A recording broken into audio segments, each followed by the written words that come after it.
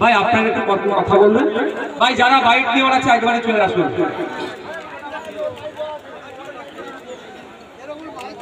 ভালোই গরম পড়েছে গো, বুঝতে পারলাম না যদি ফ্যান আপনারটা না পশ্চিম প্রশান্ত ভাই লিখতে চলে আসুন এখানে যাবো। হ্যাঁ দাঁড়ান ক্যামেরা যাবে না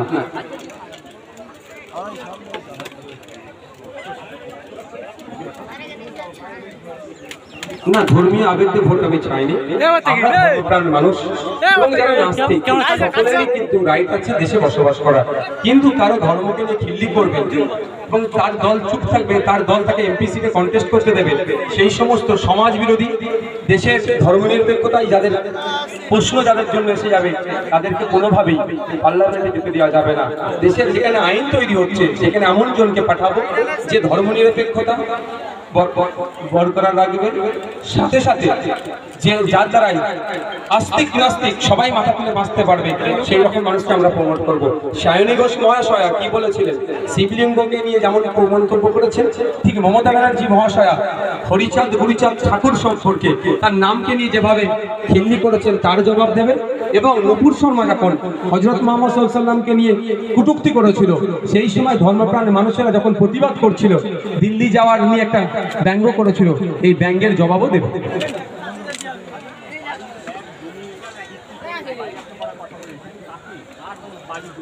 যারা পঞ্চায়েতে সমিতিতে জেলা পরিষদে এমপি এমএলএ হয়েছে, হওয়ার পরে জনগণের টাকা লুট করেছে, আমাদের আগামী দিনে জনগণ যদি সুযোগ দেয়, আমরা যদি ক্ষমতায় আসি, আমরা কমিশন বসাবো, ইনকোয়ারি করব, যারা অবৈধ এই কাজের সাথে যুক্ত আছে, তারা অবৈধ সম্পত্তি করেছেন, জনগণের ট্যাক্সের টাকার উন্নয়নের টাকা, সেই টাকাগুলো ফিরিয়ে নিয়ে আসা হবে।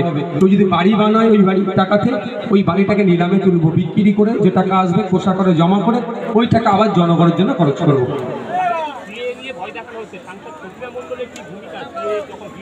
সেটাই তো প্রশ্ন, শুধু প্রতিভা মণ্ডল নয়, তৃণমূলের কি ভূমিকা ছিল? তৃণমূলের ভূমিকা নীল ছিল, আর এখন ভয় সিএ এর ভয় দেখিয়ে ভোট চাইছে। সিএটা হচ্ছে একটা ভোট ধরা কল, ওতে কিছু লাভ হবে না। মানুষ ভোট দেবে মেঘনাথ মহাশয়কে, মেঘনাথ হালদার মহাশয়কে আগামী জুন মাসের 1 তারিখে বিপুল ভোটে জয়যুক্ত করবেন, ভোট দিয়ে খাম চিহ্নিতে ভোট দেবেন।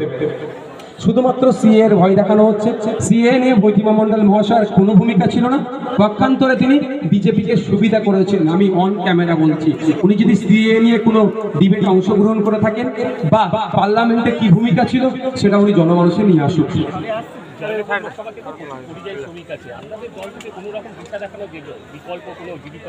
আমরা বারবার বিকল্পের সন্ধান দিই, আমরা বারবার বলছি এই পরিযায়ী শ্রমিক সমাধান করা যায়, এই সমস্যার সমাধান করা যায়। আমাদের মিনিমাম ওয়েজেস রাজ্যে ঠিকঠাক না থাকার ফলে, কাজ না থাকার ফলে ভিন্ন রাজ্যে কাজে গিয়ে আমাদের বাড়ির পরিবার পরিজনের লোকজন অনেকে মৃত্যু ঘটছে বা অঙ্গহানি হয়ে বাড়ি ফিরছে। আমাদেরকে যদি মানুষ সুযোগ দেয়, জয়নগরের মানুষ অর্থাৎ পশ্চিমবাংলার মানুষ পশ্চিমবাংলা ইন্ডাস্ট্রি তৈরি করে পশ্চিমবাংলা যাতে কাজ করে, তাদের পরিবার পরিজনকে নিয়ে সুখে স্বাচ্ছন্দ্যে থাকতে পারে, তার আমরা ব্যবস্থা করব, জয়নগরেও তার ব্যবস্থা করব। গতকাল থেকে ডায়মন্ড হারবার একাধিক জায়গায় আইএসএফ কর্মী আক্রান্ত হচ্ছে। দেখুন, অভিষেক বাবু তো ভয় পেয়েছেন, আমি বারবার বলছি, ওখানে আমি বলেছি যে আমরা আইএসএফ ওখানে লড়াই করছে, আইএসএফ লড়াই করছে মানে এটা মনে রাখবেন, কে আইএসএফ এর হয়ে প্রতিনিধিত্ব করছে সেটা বড় কথা নয়, আইএসএফ এর ওখানে ঝান্ডা আছে। অভিষেক বাবুরা ভয় পেয়েছেন, ওই জন্য আক্রমণ করছেন। আক্রমণ করে আইএসএফ এর কর্মীদেরকে দমাতে পারবে না, আইএসএফ এর লড়াই এগিয়ে যাবে। আমি কয়েকদিনের মধ্যেই ডায়মন্ড হারবারে প্রোগ্রাম করছি, যদি ওদের পারে তো আমার প্রোগ্রাম আটকে দেখা, আমাদেরকে আক্রমণ কেমন করে সেটাও দেখবো। আর আক্রমণের প্রতি উত্তর প্রতি আক্রমণ নয়, আইনের প্রতি ভরসা রাখছি, আইনের মাধ্যমে জবাব দেব। পুলিশের পারমিশন পাচ্ছে না আইএসএফ এর মিটিংয়ে, কি বলেন পুলিশের ভূমিকা কি? পুলিশের ভূমিকা নিয়ে নতুন করে প্রশ্ন নাই তো, নিরপেক্ষতার অভাব। কিন্তু যে পুলিশ বন্ধুরা এই অন্যায় করছে তাদেরকে 60 বছর চাকরি করতে হবে, এটুকুই শুধু তাদেরকে আমি বলবো।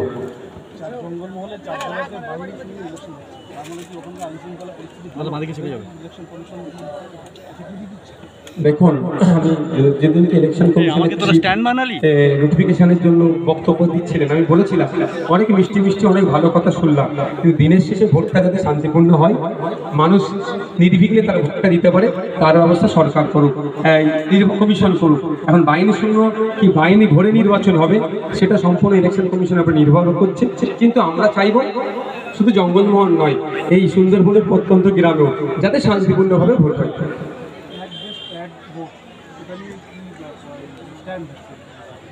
দেখুন, আমরা ইউনিয়ন অফ স্টেটসে বসবাস করছি, এটা মাথায় আমাদের রাখতে হবে। এটা এই সংজ্ঞাটা যেন আমরা না ভুলে যাই। আমরা যুক্তরাষ্ট্রীয় পরিকাঠামোতে আছি।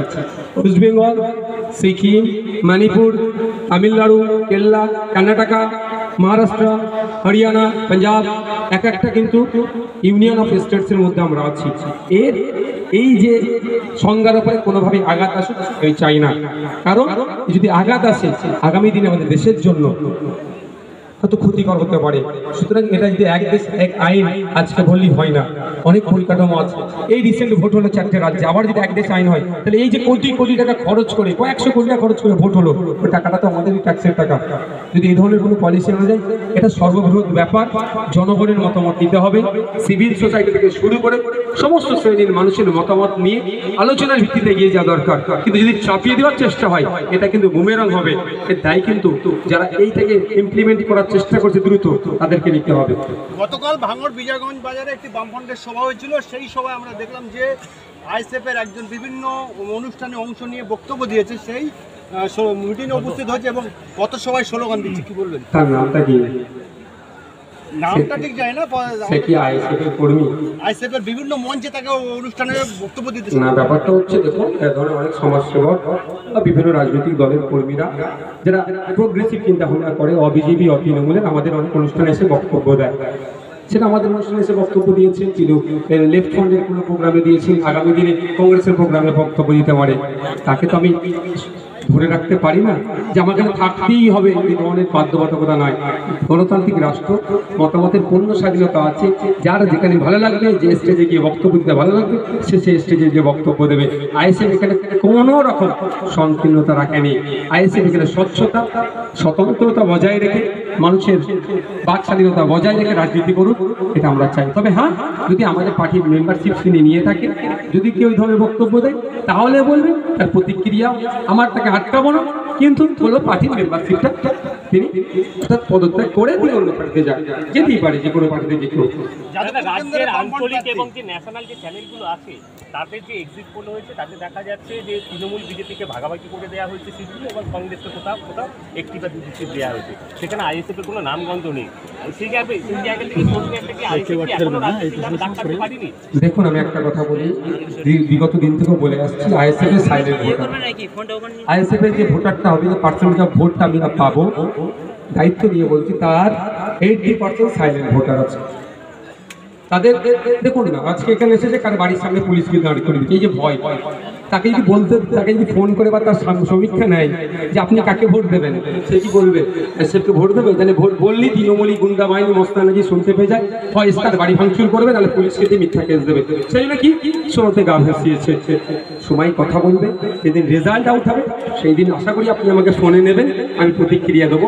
যে সাইলেন্ট ভোটার বলেছিলাম, এখানে এসে জয়নগরের লোকসভার ফুলতলির মেরিগঞ্জে এসে, মেরিগঞ্জ 1 নম্বর অঞ্চলে এসে জনসভা করে বলেছিলাম আইএসএফ এর সাইলেন্ট ভোটার এবারে বাজিমাত করবে।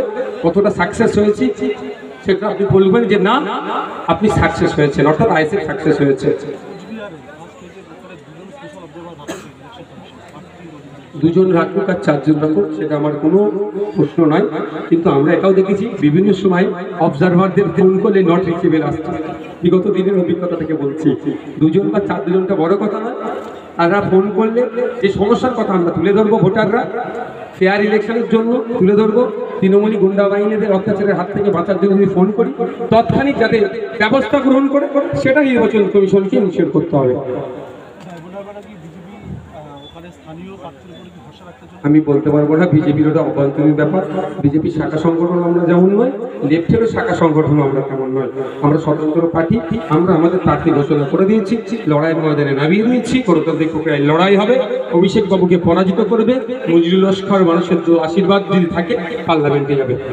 বাংলাদেশের সঙ্গে জোট ভাগার পরে মোহাম্মদ কটাক্ষ করেছিল, আমি পাল্টা কটাক্ষ করেছিলেন যে মুর্শিদাবাদে মুসলিম ভোট আছে, সেই জায়গায় না, আমি মুসলিম হিন্দু ভোটের কথা বলিনি।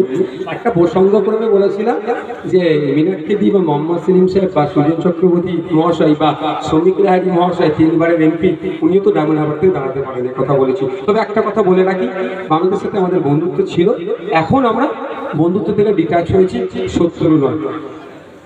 কিন্তু আমরা আমাদের লড়াই লড়বো, বামেরা বামেদের লড়াই লড়বে। আমরাও চাইবো সর্বোচ্চ ভোট আমাদের দিকে আসুক, আমাদের খামচিহ্নতে আসুক, আমাদের খামচিহ্ন পার্লামেন্টে যাবে। জয়নগরে বিগত দিনে অনেক দল থেকে এমপি গিয়েছে, সেই অর্থে জয়নগরবাসীর সেই ডেভেলপ হয়নি। এবারে খামচিহ্ন তথা আইএসএফের পক্ষ থেকে এমপি যাবে, বিগত বছরের সমস্ত রেকর্ডকে ভেঙে দিয়ে 5 কোটি 1 বছরের 5 বছরের 25 কোটি শুধু নয়, আরো এক্সট্রা টাকা নিয়ে এসে উন্নয়নের স্বার্থে যদি উন্নয়ন করতে পারে, তার জন্য সর্বোচ্চ দিয়ে লড়াই করবে আমাদের মাস্টার মেঙ্গাল হালদার মহাশয়, যদি মানুষ আমাদেরকে সুযোগ দেয়।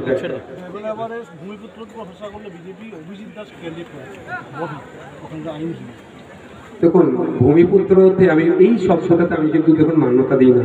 দেশের জেনারেল ইলেকশন হচ্ছে, দেশের সর্ববৃহৎ গণতন্ত্রের উৎসব হচ্ছে। গুজরাটের বরোদা থেকে বরোদা এক্সপ্রেসের ভাইকে নিয়ে আসছিল, ইউসুফ পাঠানকে দাঁড় করিয়েছে, বহরমপুরে কীর্তি আজাদ সাহেবকে দাঁড় করিয়েছেন, আসানসোল মানে দুর্গাপুরে বা বিভিন্ন রাজনৈতিক দলের নেতারা বিভিন্ন জায়গায় দাঁড়াতে পারছে। ওই ভূমিপুত্র নয়, আমরা ভারতীয়, এতেই বিশ্বাসী। বিজেপি তার যাকে পছন্দ হচ্ছে সে দাঁড় করিয়েছে, আইএসএফ যাকে ইচ্ছা করেছে দাঁড় করিয়েছে, তৃণমূল অভিষেক বাবুকে আবারও করে নমিনেট করেছে। দিনের শেষে মানুষ যাকে চাইবে সে জিতবে। তবে একটা কথা এটাই যে গণতান্ত্রিক প্রক্রিয়াতে শান্তিপূর্ণ ভোট হোক, এটা যেমন নির্বাচন কমিশন দেখবে, সমস্ত দলকেও দেখতে হবে। আর পশ্চিমবাংলার প্রধান শাসক দল এবং প্রধান বিরোধী দলকেও এটা ইনিশিয়েট করতে হবে, যাতে শান্তিপূর্ণ নির্বাচনের জন্য তারা পূর্ণ সহযোগিতা করে ইসিআইকে। এবারে ভোটে আইএসএফ এর লড়াই দ্বিতীয় হওয়া না প্রথম হওয়ার, কত জিতলে কতগুলি সিটে জিততে পারবে? দেখুন, আমরা শুধুমাত্র পার্টিসিপেট করতে হবে বলে রাজনীতির ময়দানে আসেনি। আমরা প্রার্থী দিয়েছি, মানুষের উপরে ভরসা করছি। মানুষ যদি আমাদের চাই, আমরা 17টাই পার্লামেন্টে যাব। আর মানুষ যদি না চাই, আমরা একটাতেও যেতে পারবো না। সমস্তটাই মানুষের হাতে আমরা ছেড়ে রেখেছি, কারণ আমরা মানুষে বিশ্বাসী, মানুষের ভোটে বিশ্বাসী। অবৈধ লেনদেন, টাকা পয়সা, বিভিন্ন আরো অবৈধ যেগুলো আছে হুমকি চুমকি, এতে আমরা ভরসা করি না, মানুষের প্রতি ভরসা করি। মানুষ আশা করছে আমাদের চাইবে, আমাদের সর্বোচ্চ প্রতিনিধি পার্লামেন্টে যাবে, তখন জনগণের প্রতিনিধি হয়ে যাবে। আর আইএসএফ এর প্রতিনিধি থাকবে না, জনগণের প্রতিনিধি হবে। আরাবুল জেলে রয়েছে, এটা কি বাড়তি অ্যাডভান্টেজ ভাঙড়ের ভোটের ক্ষেত্রে? দেখুন, একটা হয়তো ভালো হতে পারে, আরাবুল দ্বারা যে সন্ত্রাস সংগঠিত হতো এটা বন্ধ হবে। ওরা জেলে থাকুক আর জেলে বাইরে থাকুক, আমাদের কিছু লাভ লসের ব্যাপার নেই ওদের কাছ থেকে। কালকে সকালবেলা জেলে থাকতে পারে, তো আমাদের লাভ লসের কোনো ব্যাপার নেই। জেলের ভাত উনিও খেতে পারেন, যে অন্যায় করেছেন উনিও জেলের ভাত খাবেন। শুধু একটুকু বলে রাখি, আরাবুল সাহেব যে কেসে জেলে প্রথম যে অ্যারেস্ট হয়েছিল, সেই কেসেও একজন অপরাধী হিসাবে শওকত মোল্লা সাহেবের নাম আছে।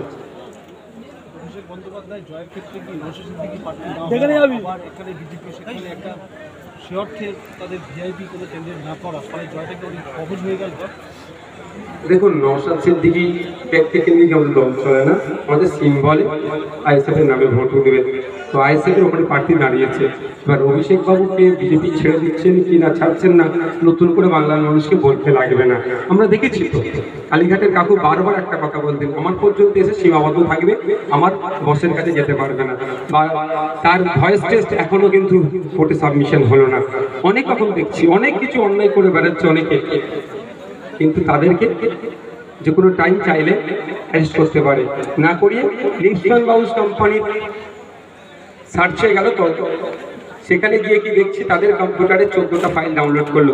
যে অফিসার ডাউনলোড করে দিল, সেই অফিসারের বিরুদ্ধে কেন্দ্রীয় ওই সংস্থা কি পদক্ষেপ গ্রহণ করেছে, যাতে এই যে তদন্ত গতিপথটা রুদ্ধ হয় বা মাইন্ড ডাইভার্ট হয়, এই অন্যায়গুলো করছে। তবে একটা দিনের শেষে তো বিজেপি কখনোই চাইবে না অভিষেক বাবু দুর্বল হোক, কারণ অভিষেক বাবুকে বা তৃণমূলকে দিয়ে বাংলায় তো বিজেপি চাষটা ভালোই হচ্ছে। সেই জন্য ওরা সবসময় চাইবেন অভিষেক বাবু বা তৃণমূল থাকলে শিক্ষা ভাগাভাগি করে নিতে সুবিধা হবে তাদের। বিধানসভা ভোটটা কি ভাঙড় বিধানসভা